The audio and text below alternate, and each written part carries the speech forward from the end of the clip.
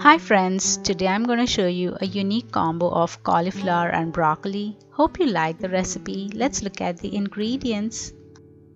1 small cauliflower, and I have cut the pieces just like these and washed the cauliflower. 15 to 20 florets of broccoli, a little bigger size, just like these. 1 small onion, 2 teaspoons of ginger garlic paste, 2 teaspoons of store-bought curry powder, 1 teaspoon of haldi, 2 green chilies, salt to taste, and some hing. Put the flame to medium-high and add about 4 teaspoons of oil to the wok. Once the oil is hot, we'll start adding hing. Next up, add the green chilies and stir them well. Add haldi and give it a mix.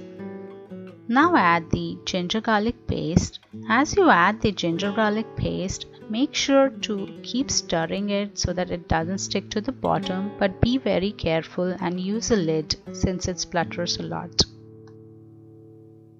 Cover it for 2 to 3 seconds and immediately add the florets of cauliflower.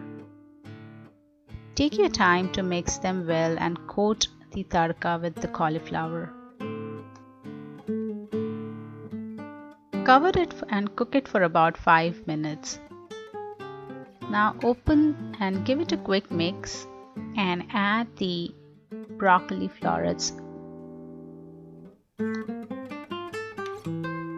There is a lot of stirring and mixing for this curry required because you don't want it to stick to the bottom, and also let it mix well. Now add the salt and keep stirring. Broccoli is rich in dozens of nutrients including folic acid, so definitely it's very healthy.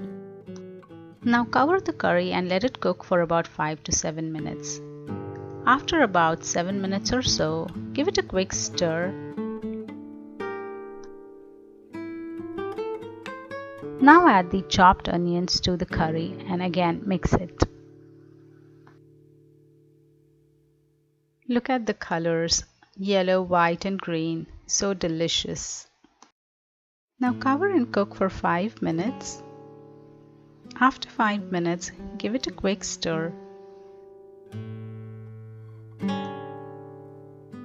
Now add the curry powder. Give it a stir. You do notice that there is a little water released. Let's check the vegetables. The cauliflower seems to be a little hard. Now let's check the broccoli. It too does seem to be a little hard. So I'm going to let it cook for a few more minutes. Cover it and let it cook for another 5 minutes. After 5 minutes, give it a quick stir. Now the curry is almost ready. We are going to turn the flame to medium at this time. Do note that all along we've been cooking the curry at the low flame. So for these last 2 minutes or so, we are going to let it cook on a medium flame. Just so much that the water evaporates and we have a dry curry. Now switch off the flame and our curry is ready. Squeeze a bit of lemon juice if you like it and give it a quick stir and serve it hot. It is just so yummy that I'm going to have it just like that for a light dinner, but you can always enjoy it with a roti or a chapati. Hope you've liked today's recipe. Please don't forget to like, subscribe and comment. Thank you.